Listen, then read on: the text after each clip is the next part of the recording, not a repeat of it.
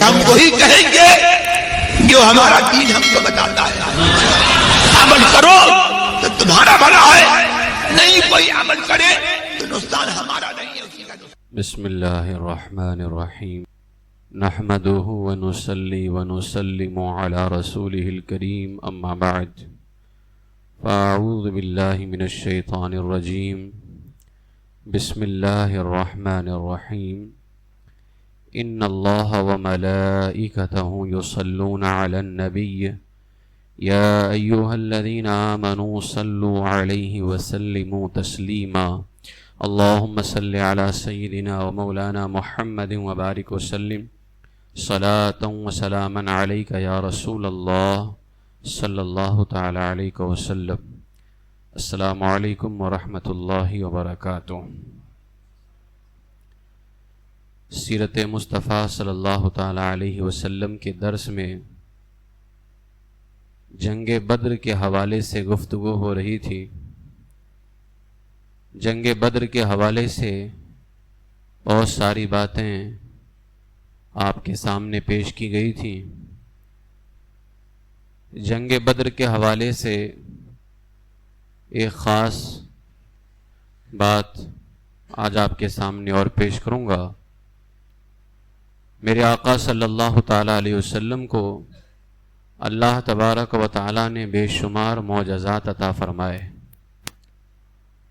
ایک روایت میں ہے کہ سرکار صلی اللہ علیہ وسلم کو اللہ تبارک و تعالیٰ نے 60,000 معجزوں سے نوازا ہے، اور یہ قرآن مقدس کے اندر حضور علیہ السلام کے 60,000 معجزات کا ذکر ہوا ہے. اور اس کے علاوہ 3,000 معجزات اور بھی ہیں، لیکن الگ الگ تاریخیں بیان کی گئی ہیں. اور جو محتاط علماء ہیں وہ یہ فرماتے ہیں کہ ہمارے آقا صلی اللہ علیہ وسلم کو اللہ تبارک و تعالیٰ نے بے شمار معجزات عطا فرمائے، بلکہ رسول پاک علیہ السلام سراپا معجزہ بن کر دنیا میں تشریف لے کر کے آئے، اور پورا قرآن ہی اللہ نے آپ کو معجزہ عطا فرمایا ہے. جنگ بدر میں رسول پاک علیہ السلام کے چند معجزات کا ذکر میں آج آپ کے سامنے پیش کروں گا. میرے آقا سید عالم صلی اللہ تعالی علیہ وسلم کے کئی معجزات کا ظہور غزوہ بدر جو اسلام کی پہلی جنگ ہے، پہلی جنگ میں بھی کئی معجزات آپ کے ظاہر ہوئے. میدان جنگ میں رسول پاک سید عالم صلی اللہ تعالی علیہ وسلم جماعت صحابہ کو لے کر کے تشریف لے کر کے آئے.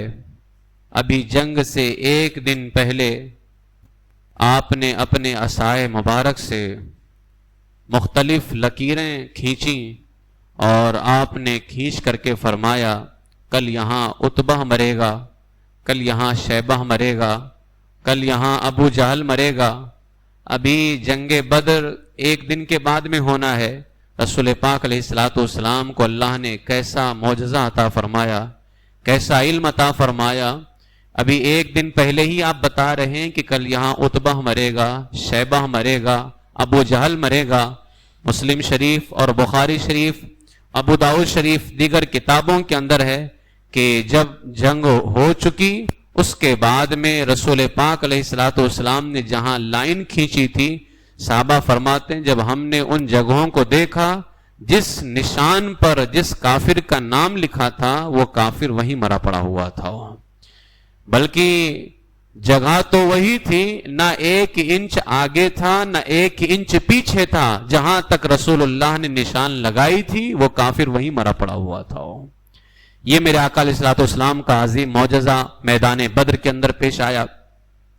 اسی طریقے سے حضرت عکاشہ رضی اللہ تعالیٰ عنہ صحابی رسول ہیں. حضرت عکاشہ کے پاس میں ایک تلوار تھی جو بہت ہی پرانی تھی. لڑتے لڑتے وہ تلوار ٹوٹ گئی میدان بدر میں. تو رسول پاک علیہ السلام کی بارگاہ میں حاضر ہوئے. میرے آقا علیہ السلام نے میدان بدر سے ایک سوکھی لکڑی اپنے دستے مبارک میں اٹھائی اور فرمایا عکاشہ جاؤ لڑو.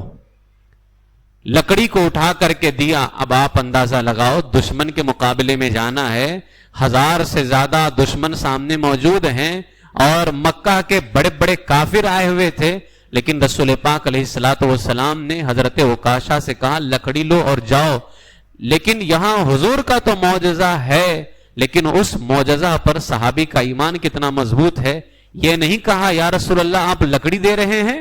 حضرت عکاشہ سے جب حضور نے فرمایا یہ لکڑی لو اور جاؤ, حضرت عکاشہ وہ لکڑی اپنے ہاتھ میں جیسے ہی لیتے ہیں, روایتوں میں آیا ایک سفید چمکدار فولادی تیز تلوار بن جاتی ہے. وہ سفید چمکدار فولادی تلوار بن گئی اور آپ نے اس سے جنگ کی عرصہ دراز تک. ایسا نہیں کہ صرف جنگ بدر میں وہ تلوار رہی اور اس کے بعد جنگ ختم ہونے کے بعد پھر لکڑی بن گئی, نہیں, ایک لمبے زمانے تک کے وہ تلوار اسی طرح حضرت عکاشہ کے پاس میں موجود رہی. وہ اسی طرح ایک روایت حضرت سلمہ ابن اسلم انصاری کو بھی حضور نے کھجور کی سوکھی شاخ, ٹہنی جس کو بولتے ہیں, کھجور کے درخت کی سوکھی ٹہنی دی. جیسے ہی ان کے ہاتھ میں رسول پاک علیہ الصلوۃ والسلام نے دی, وہ بھی فوراً ایک تیز دھار تلوار بن جاتی ہے. یہ میرے آقا علیہ الصلوۃ والسلام کا معجزہ ہے.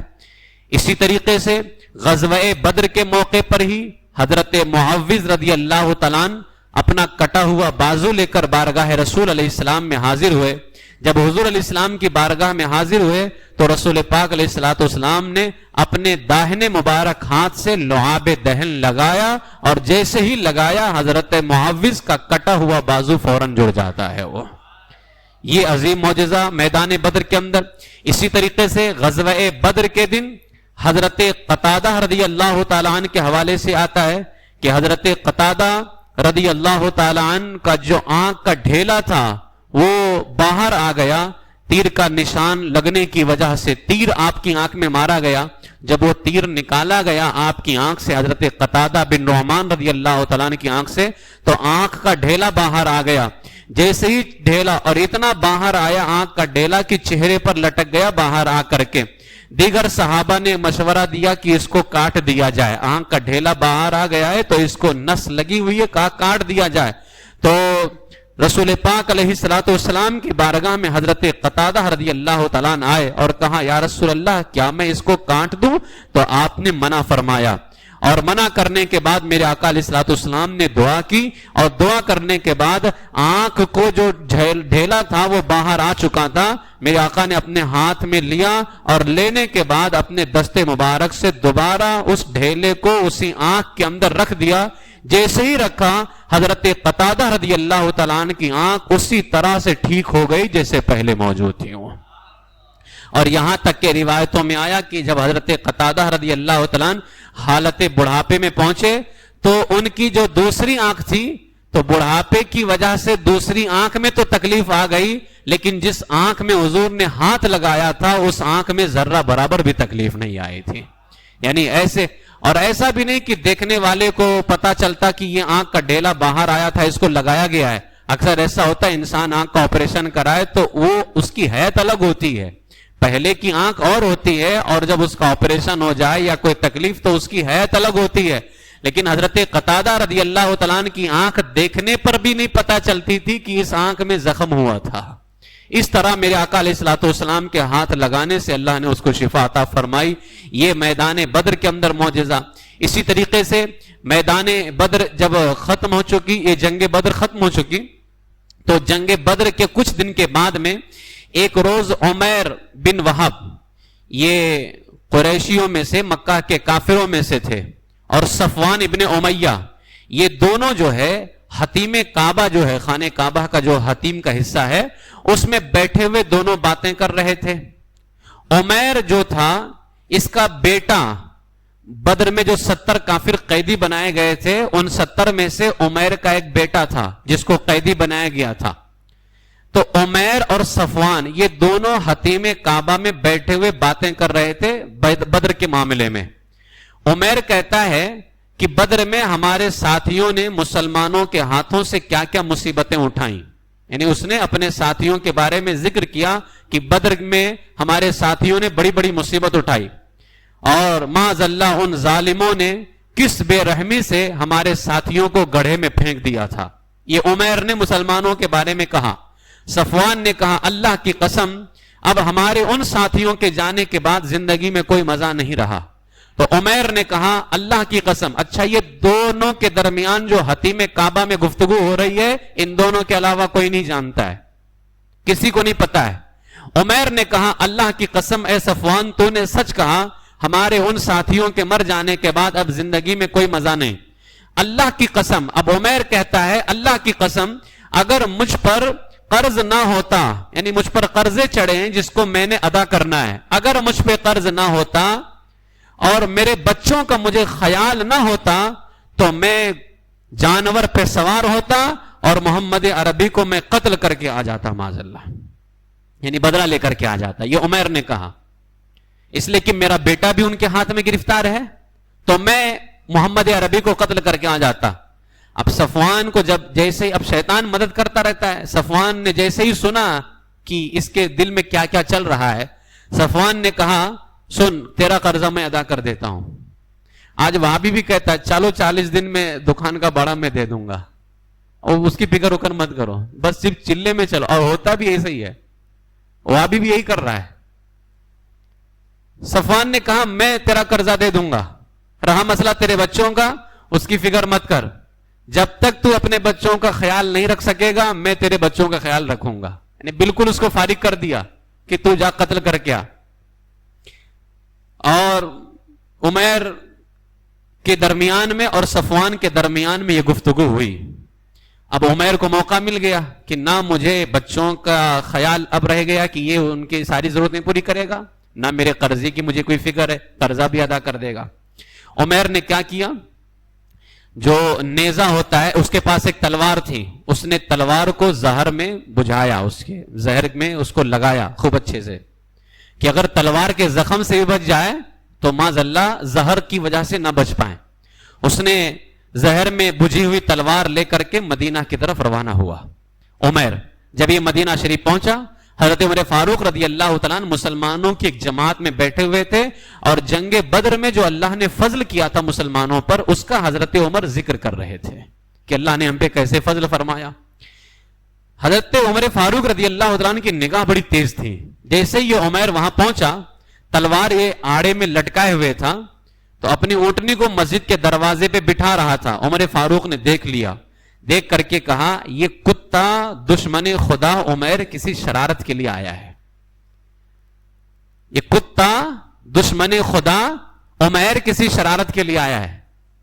میں یہیں پر ایک بات یہ بھی کہنا چاہوں گا, جب ہم آج وہابیوں کے لیے یا جو بھی رسول اللہ کے دشمن ہیں ان کے لیے کوئی سخت جملہ استعمال کرتے ہیں تو لوگ کہتے ہیں کہ یہ ممبر پہ کھڑے ہو کے کیا بولتے ہیں. حضور کی بارگاہ سے بڑھ کر کے نہ کوئی ممبر ہے, نہ کوئی مسجد ہے, نہ کوئی ستون ہے, سب انہی کے دربار سے سب کو عزت ملی ہوئی ہے. یہ ممبر و محراب کسی کے جہیز میں نہیں آیا, رسول اللہ کی بارگاہ سے عطا ہوئے ہیں سب.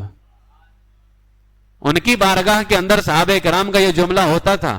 اس پر میرے پاس بے شمار حوالے, لیکن یہاں بات آئی ہے صرف اتنی بات کہہ رہا ہوں. کیا کہا, یہ کتا دشمن خدا عمیر کسی شرارت کے لیے آیا ہے.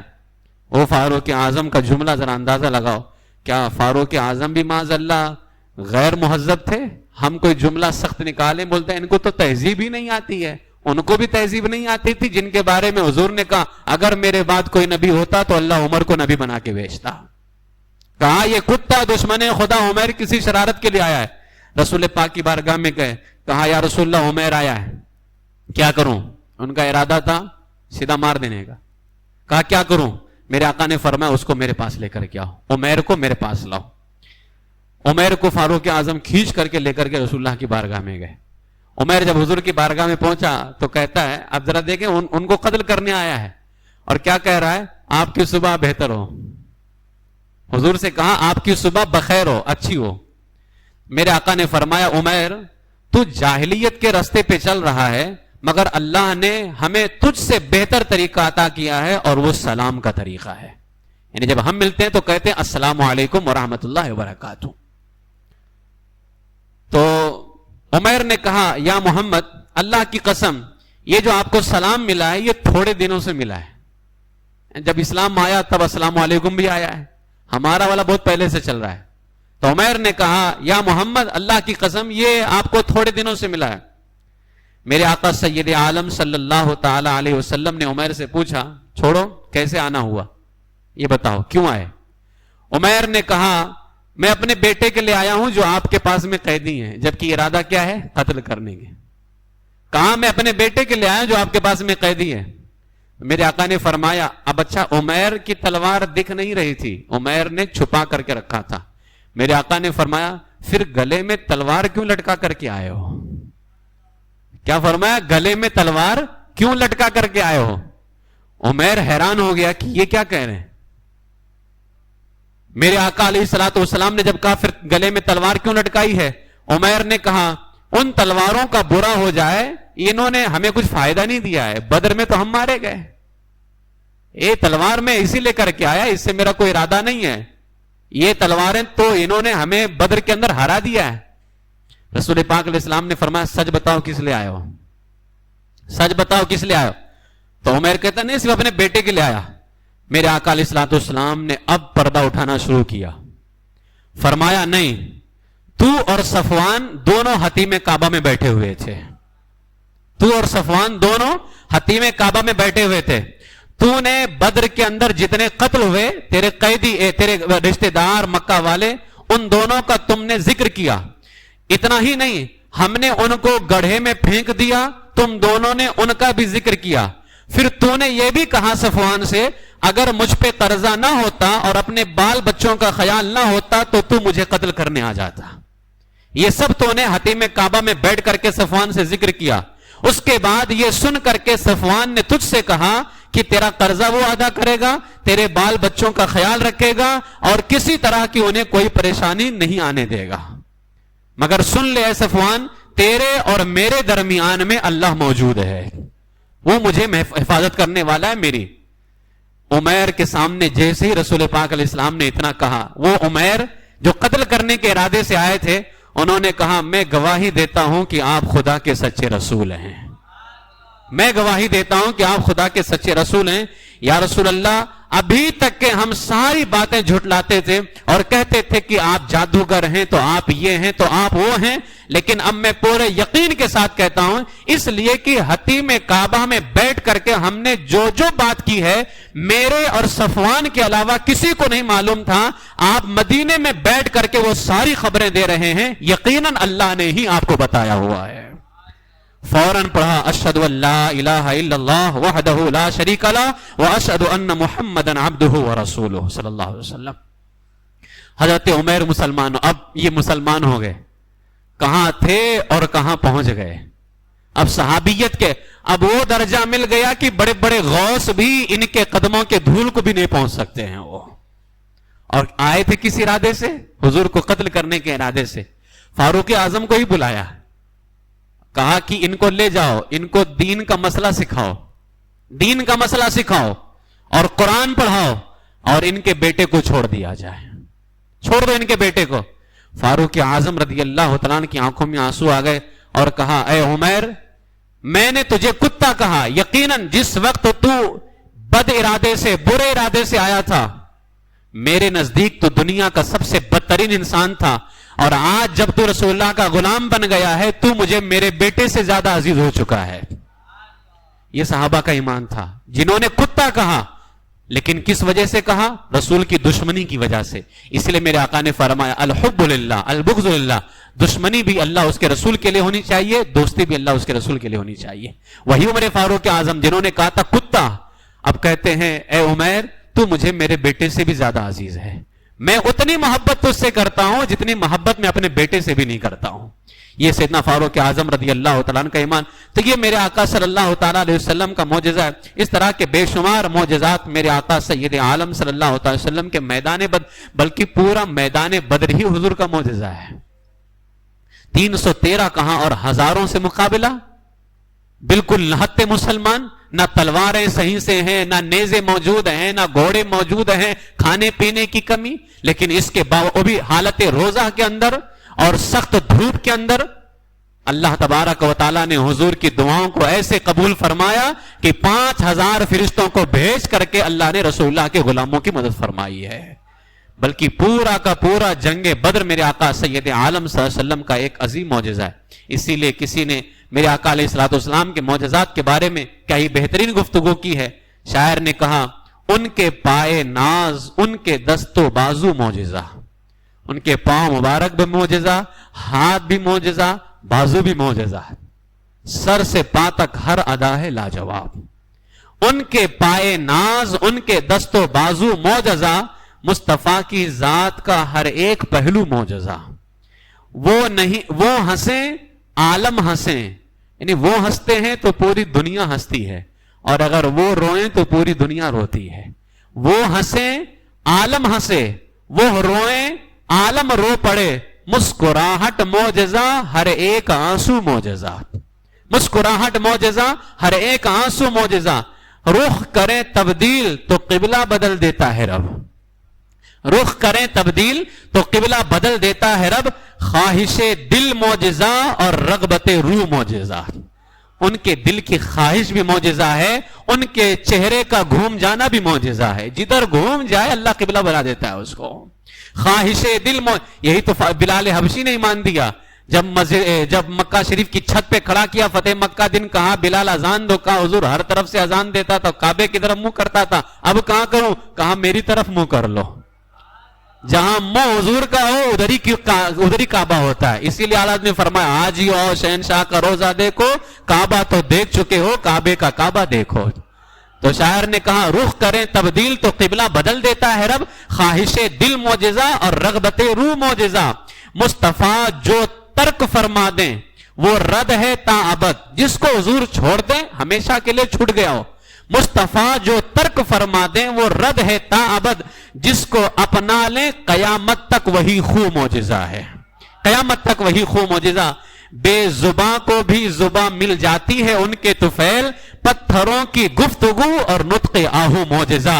پتھر بھی بولتے ہیں, جانور بھی آ کے بولتے ہیں ان کی بارگاہ کے اندر. پھر شاعر نے کہا ایک اشارے سے کوئی پلٹا کوئی ٹکڑے ہوا. سورج پلٹ کے آ گیا, چاند دو ٹکڑے ہو گیا. مقام صحبہ میں دیکھو تو معجزہ ان کا, علی کے واسطے سورج نکال رکھا ہے. کیا شان ہے میرے آقا علیہ السلام کی. ایک اشارے سے کوئی پلٹا کوئی ٹکڑے ہوا. مہر و مہ پر یعنی چاند سورج, مہر و مہ پر ان کی قدرت اور قابو معجزہ. مہر و مہ پر ان کی قدرت اور قابو معجزہ. سینہ و قلب و جگر, پیشانی و پشت و کمر, گردن و حلقوم, سر و رخسار و تالو معجزہ. اس میں پورے جسم کا ذکر کیا. اس کے بعد میں ان کے نقش پا زمین و آسمان کی آبرو ہیں, یعنی حضور کے جو تلوے ہیں زمین کی بھی عزت ہے آسمان کی بھی عزت ہے. یہ ان کے نقش پا زمین و آسمان کی آبرو, ایڑیاں تلوے قدم اور ساق و زانو معجزہ. ساق کہتے ہیں پنڈلی کو, ساق پنڈلی کو کہتے ہیں. تو شاعر نے کہا ان کے نقش پا زمین و آسمان کی آبرو, ایڑیاں تلوے قدم اور ساق و زانو معجزہ. اترا ہے قرآن جس کی مدحت و تکریم میں, جن کی عزت میں قرآن اترا ہے قرآن جس کی مدحت و تکریم میں. بارک اللہ سر سے پا تک ہے وہ خوشرو معجزہ. بارک اللہ سر سے پا تک ہے وہ خوشرو معجزہ. نور سے جیسے بھرے ہیں آفتاب و مہتاب. یہ چاند سورج جیسے نور سے بھرے ہوئے ہیں. تو شاعر نے کہا نور سے جیسے بھرے ہیں آفتاب و مہتاب, یوں نبی کی ذات اقدس میں ہے مملو معجزہ. جس طرح سورج چاند روشنی سے بھرے ہیں, حضور کی ذات معجزے سے بھری ہوئی ہے. جدھر دیکھتے ہیں معجزہ, جدھر ہاتھ اٹھائیں معجزہ, جدھر چلے جائیں معجزہ. جس کو عطا کر دے معجزہ, جس سے چھین لے وہ بھی اس کے لیے بیکار ہو جائے, اور جس کو عطا فرما دے وہ اس کے لیے قیامت تک کے بے مثال ہو جائے. وہ یہ میرے آقا علیہ الصلوۃ والسلام کے کمال. تو شاعر نے آگے کہا منتظر جس کے اشارے کا ہے نظم کائنات. پوری کائنات کے اندر فرشتے انتظار میں بیٹھے, حضور کوئی حکم عطا کریں ہم فوراً اس کی تعمیل کر دیں. چاند انتظار میں ہے, جیسے حضور حکم دیں 2 ٹکڑے ہو جاؤں. سورج انتظار میں ہے, حضور حکم دیں فوراً جو ہے پلٹ کر کے آ جائیں. ہر کوئی انتظار میں ہے. تو شاعر نے کہا منتظر جس کے اشارے کا ہے نظم کائنات, وہ توجہ، وہ نظر، وہ چشم و ابرو معجزہ. حضور علیہ الصلوۃ والسلام کی ہر چیز معجزہ ہے. پھر کہا صورت و سیرت کے جلوے بے مثال و لاجواب، ہر ادا، ہر بات، ہر حالت، ہر ایک منہ معجزہ. منہ یعنی بال شریف، منہ مبارک کہتے ہیں نا. آج بھی میرے آقا علیہ الصلوۃ والسلام کے ایک بال مبارک اگر ہوں تو اس میں سے کئی بال نکلا کرتے ہیں. وہ تو شاعر نے کہا وہ ہر ادا، ہر بات، ہر حالت، ہر ایک منہ معجزہ. تا ابد نسلوں میں ہے جس کی مہک، جس کی چمک. آج بھی ان کی جو اولاد ہیں، ان کی نسل ہے، ان سے خوشبو محسوس ہوتی ہے، لیکن وہ خوشبو محسوس کرنے کے لیے اعلیٰ حضرت جیسا عشق رسول بھی چاہیے. ورنہ پھر اعلیٰ حضرت نے وہ پالکی جو اٹھا کے رکھے تھے، اعلیٰ حضرت نے کیا کہا؟ سچ سچ بتاؤ تم میں آل رسول کون ہے، سچ سچ بتاؤ. جبکہ ان کے کپڑے پتا نہیں چل رہا تھا کہ یہ آل رسول ہیں، نہ ان کا حلیہ بتا رہا تھا، لیکن اعلیٰ حضرت نے بتاؤ سچ سچ بتاؤ تم میں آل رسول کون ہے. وہ پالکی اٹھانے والے گھبرا گئے اور جو سید صاحب تھے وہ اور گھبرا گئے. اعلیٰ حضرت نے فرمایا سچ سچ بتاؤ. انہوں نے کہا حضور آپ کو کیسے پتا چلا؟ اعلیٰ حضرت نے فرمایا مجھے جانے جانا کی خوشبو آ رہی ہے، مجھے میرے آقا کی خوشبو بتا رہی کہ آپ میں سے کوئی ان کی اولاد میں سے تیری نسل پاک میں ہے بچہ بچہ نور کا، تو ہے عین نور، تیرا سب گھرانہ نور کا. تا ابد نسلوں میں ہے جس کی مہک، جس کی چمک، وہ پسینہ معجزہ اور اس کی خوشبو معجزہ. وہ پسینہ معجزہ اور اس کی خوشبو معجزہ. جس طرف وہ چل پڑے، جس جگہ رکھیں قدم، وہ گلی، وہ راستہ، وہ خاک اور وہ سو معجزہ. وہ گلی، وہ راستہ، وہ خاک اور وہ سو معجزہ. والضحا واللیل اور والنجم پڑھ کر دیکھ لو چہرہ، وہ حسن و جمال و قد و گیسو معجزہ. سب پڑھ کر کے دیکھ لو میرے آقا علیہ السلام کا اللہ نے کیسے معجزات عطا کیے. آنکھ والوں کو نظر آئے کمالات رسول. اسی لیے نظم میاں نے کہا تھا آغاز سے آخر تک قرآن ہے نعت مصطفیٰ، محبوب کے بیان کا کیسا انوکھا ڈھنگ ہے. لیکن یا رسول اللہ آنکھ والا تیرے جلووں کا تماشا دیکھے، اندھے کو کیا ہے نظر کیا دیکھے. تو شاعر نے کہا آنکھ والوں کو نظر آئے کمالات رسول، جو تھے نابینا وہ بولے ہے یہ جادو معجزہ. جو نابینا ہے وہ حضور کے معجزے کو جادو بولتے ہیں. ابھی آپ نے ریسنٹلی ایک پاکستان میں ایک بری خبر آپ نے سنی ہوگی، طارق منحوس جو تھا خبیث، انشاءاللہ تعالی اس کا میں مکمل جو ہے اس کا رد کروں گا. اور میرے آقا علیہ الصلوۃ والسلام کو جو اس نے امی کہا، معاذ اللہ ان پڑھ، معاذ اللہ صدبار معاذ اللہ، نہ وہ لکھنا جانتے تھے نہ پڑھنا جانتے تھے معاذ اللہ. یہ ان کی یہ اعلیٰ حضرت نے فتویٰ سچا لگایا ہے. آج بھی لوگ ہمارے نہیں مانتے، لیکن یہ دھیرے دھیرے ان کے منہ سے گندگی باہر نکلتی جا رہی ہے. وہ یہ دیوبندی ہیں، بتاؤ کتنا سخت جملہ کہ معاذ اللہ آج بھی قرآن میں غلطی پائی جا رہی ہے. معاذ اللہ رب العالمین. اور معاذ اللہ حضور ان پڑھ، نہ لکھنا جانتے تھے نہ پڑھنا جانتے تھے معاذ اللہ. جبکہ جس کو بھی پڑھنا آیا ہے اسی در سے پڑھنا آیا ہے، جس کو لکھنا آیا ہے اسی در سے لکھنا آیا ہے.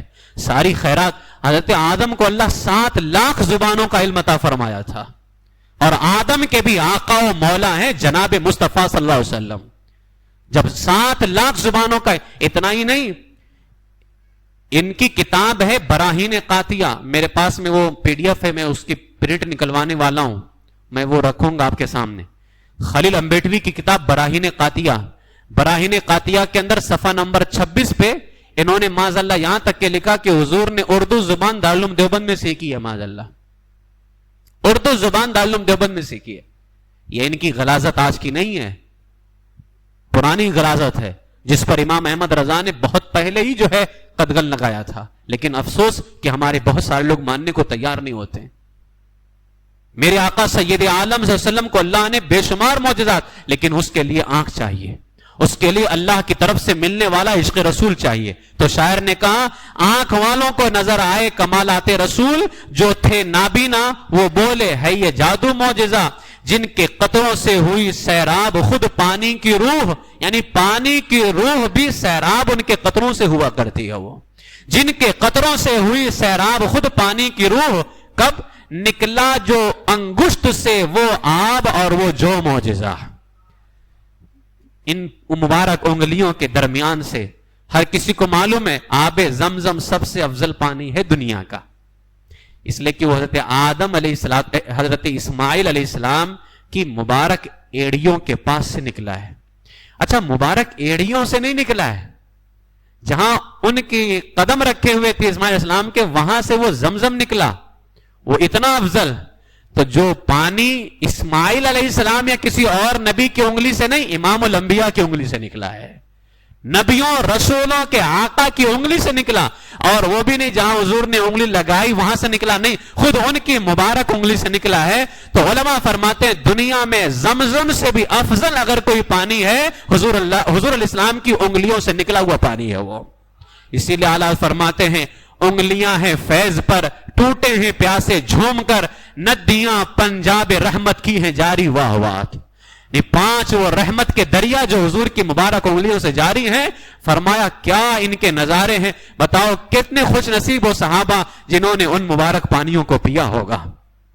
ایک صحابی حضور کی بارگاہ میں آئے اور شکایت کیا رسول اللہ کھانے کو کچھ بھی نہیں ہے. میرے آقا علیہ السلام خام میں تشریف لائے, جو عطا کیا, اور عطا کرنے کے بعد میں کہا لے جاؤ روٹی بناتے رہو کھاتے رہو. وہ صحابی لائے بناتے رہے کھاتے رہے, وہ جو تھوڑا سا تھا لیکن بنا رہے کھا رہے, اور فرمایا تھا کبھی اندازہ نہیں لگانا کہ کتنا ہے, بس نکالنا بنانا کھانا نکالنا بنانا کھانا. اب اتنا تھا کہ وہ چند دنوں میں ختم ہو جائے, خوب بناتے رہے کھاتے رہے چلتا رہا. ایک دن ایسے خیال آیا کہ ذرا دیکھ لیں کہ کتنا ہے, ختم ہی نہیں ہو رہا ہے. جیسے ہی اندازہ لگایا اس کے بعد چند دنوں میں وہ جو ختم ہو جاتا ہے. تو شاعر نے کہا, کیا ہی خوب کہا, جن کے قطروں سے ہوئی سیراب خود پانی کی روح, نکلا جو انگشت سے وہ آب وہ جو معجزہ. وہ پانی بھی معجزہ ہے اور وہ جو بھی معجزہ. میرے آقا کا تبسم مسکرانا, میرے آقا کا تبسم روشنی ہی روشنی, ان کے دندان مبارک رش کے لولو معجزہ, جس سے دیوانوں کو ملتا تھا پتہ سرکار کا. حضور کی خوشبو سے صحابہ حضور کا پتہ لگا لیا کرتے تھے. جس سے دیوانوں کو ملتا تھا پتہ سرکار کا, جس میں اطہر کی عظیم الشان وہ خوشبو معجزہ, جس میں اطہر کی عظیم الشان وہ خوشبو معجزہ. یہ فریدی کیا لکھے اس ذات کا فضل و کمال, وہی جو امام احمد رضا نے کہا اے رضا خود صاحب قرآن ہے مداح حضور, تجھ سے کب ممکن ہے پھر مدحت رسول اللہ کی. کون رسول اللہ کی شان بیان کر سکتا ہے سوائے اللہ کے, اللہ ہی بیان کر سکتا. تو شاعر نے کہا فریدی کیا لکھے اس ذات کا فضل و کمال, جس کے ہر کردار کو رب نے کیا ہے معجزہ, جس کے ہر کردار کو رب نے کیا ہے معجزہ. معجزہ کہتے ہی ہیں اس کو جو عقلوں کو حیران کر دے, عقلوں کو عاجز کر دے. معجزہ اسے کہا جاتا ہے جو عقلوں کو عاجز کر دے. لہذا یہ وہ در ہے جہاں اندازہ نہیں لگایا جاتا, یہ وہ در ہے جہاں عقل کے گھوڑے نہیں دوڑائے جاتے کہ کتنا اللہ نے دیا ہے, کتنا علم ملا ہے, کتنا اختیار ملا ہے, کتنا نور ملا ہے. یہ اندازہ نہیں لگایا جاتا ہے. بس یہاں یہی کہا جاتا ہے جو امام احمد رضا نے کہا, چمک تجھ سے پاتے ہیں سب پانے والے, میرا دل بھی چمکا دے چمکانے والے. میں مجرم ہوں آقا مجھے ساتھ لے لو, کہ رستے میں ہیں جا بجا تھانے والے. یہاں غلامی پیش کی جاتی ہے, یہاں عقل کے گھوڑے نہیں پیش کیے جاتے ہیں. اللہ تبارک و تعالیٰ کا ہم پر بے پناہ کرم ہے کہ اللہ تبارک و تعالیٰ نے ہمیں اور جگہ تو اندازہ لگانے کی قوت دی ہے کہ اور جگہ ہم سوچیں فکر کریں اندازے لگائیں, لیکن بارگاہ رسول میں اللہ نے ہمیں اسے محفوظ فرمایا ہے. جب حضور کی بارگاہ میں جاتے ہیں بس بھکاری بن کے جاتے ہیں, اس لیے کہ میرے کریم سے اگر قطرہ کسی نے مانگا دریا بہا دیے ہیں, دربے بہا دیے ہیں. جو مانگو اللہ وہاں سے عطا فرماتا ہے. اللہ, اچھا بتاؤ اللہ سے بہتر بھی کوئی چیز ہے دنیا میں؟ علم ہے, نماز ہے, قرآن ہے, سب سے بلند ذات کیا ہے؟ اللہ کی ذات. یہ ذات بھی اسی در سے ہمیں ملی ہے نا, اسی در سے. اس ذات پر ہمارا ایمان کہاں سے سلامت ہے؟ اسی در سے تو سلامت ہے. اس رب کی آج ہم بندگی کرتے ہیں, یہ عبادت کرنے کا سلیقہ کس نے سکھایا؟ اسی در مصطفیٰ نے سکھایا ہے. لا الہ الا اللہ پڑھتے ہیں, ڈنکے کی چوٹ پہ پڑھتے ہیں, مشکلات میں پڑھتے ہیں. یہ لا الہ الا اللہ کا تمغہ کس در نے عطا کیا ہے؟ در مصطفیٰ نے عطا کیا ہے. اور کس شان سے عطا کیا؟ دیکھ کر کے عطا کیا ہے. اور کوئی غیب کیا تم سے نہاں ہو بھلا, جب نہ خدا ہی چھپا تم پہ کروڑوں درود. الحمدللہ ہمارا دل حضور سید عالم صلی اللہ علیہ وسلم کے عشق سے بھرا ہے, ان کی محبت سے. ہم کمیاں نہیں ڈھونڈتے ہیں, ہم تو جتنا ہو سکے ان کی شان بیان کرنے کے چکر میں لگے رہتے ہیں. کون سا ایسا موقع آ جائے، لمحہ آ جائے اپنے نبی کی شان بیان کریں، لیکن بہت سارے لوگ ایسے ہیں جو ان کی شان گھٹانے کی کوشش کرتے ہیں. تو گھٹائے سے کسی کے نہ گھٹا ہے نہ گھٹے، جب بڑھائے تجھے اللہ تعالیٰ دے رہا تو کیسے گھٹ سکتا ہے کسی کے؟ فانوس بن کے جس کی حفاظت ہوا کرے، وہ شمع کیا بجھے جسے روشن خدا کرے. میرے آقا سید عالم صلی اللہ علیہ وسلم کی بارگاہ میں دعا ہے کہ اللہ تعالیٰ اپنے محبوب کے صدقے ہمیں بھی فضل و کمال عطا فرمائے، ہمیں بھی اللہ تعالیٰ حضور کے صدقے میں بے شمار کمالات عطا فرمائے، اور الحمدللہ سارے کمالات اللہ نے ہمیں انہی کے صدقے میں عطا فرمائے. انشاءاللہ یہ صدقہ مل رہا ہے، ملتا رہے گا، ہماری نسلوں کو بھی ملے گا، اور انشاءاللہ یہ صدقہ کل قیامت کے دن ملے گا، اور ایسا ملے گا کہ ہم جہنم سے بچا کر کے جنت میں داخل کر دیے جائیں گے، اور الحمدللہ ہم حضور کے پڑوس میں رہیں گے. سب سے اوپر جو جنت کا درجہ ہے جانتے ہو کون سا ہے؟ کون سا درجہ ہے؟ جنت الفردوس. ایک روایت میں آیا کہ حضور علیہ السلام کے غلاموں کو جنت الفردوس میں رکھا جائے گا. جانتے ہو کیوں؟ فرمایا میرے آقا علیہ الصلوۃ والسلام نے اللہ کی بارگاہ میں دعا کی، اے میرے مولا میرے غلاموں کو وہاں رکھنا میری نگاہوں کے سامنے ہو، میری نگاہوں کے سامنے. جنت الفردوس کے اوپر کا درجہ جو ہوگا کہ اب اس کے اوپر درجہ جنت کا نہیں ہے، اب جنت سے اوپر کا درجہ رسول اللہ کا درجہ ہوگا، انبیاء کرام کے درجے ہوں گے. اس بزرگ نے یہ واقعہ لکھنے کے بعد میں کہا، اے غلامان رسول اپنے نصیبے پہ قربان جاؤ. اس رسول نے نہ تمہیں معراج کی رات اللہ کی بارگاہ میں دور رکھا، وہاں بھی اللہ کی بارگاہ میں یاد رکھا، اور جنت میں بھی اس مصطفیٰ نے اللہ سے مانگ کر کے تمہیں اپنی نگاہوں کے سامنے رکھا ہوا ہے. کتنے احسانات ہیں. جو نہ بھولا ہم غریبوں کو رضا، یاد اس کی اپنی عادت کیجئے. جس نے ہمیں کبھی نہ بھولا ہو ہم ان کی یاد کیوں نہ کریں. الحمدللہ اللہ رب العزت سے ہم یہ دعا کرتے ہیں کہ پروردگار عالم ہمیں اپنے محبوب کی یاد منانے کی توفیق عطا فرمائے. زیادہ سے زیادہ اللہ ہمیں ذکر مصطفیٰ کی توفیق عطا کرے، ایمان پر زندہ رکھے، ایمان ہی پر خاتمہ بالخیر فرمائے.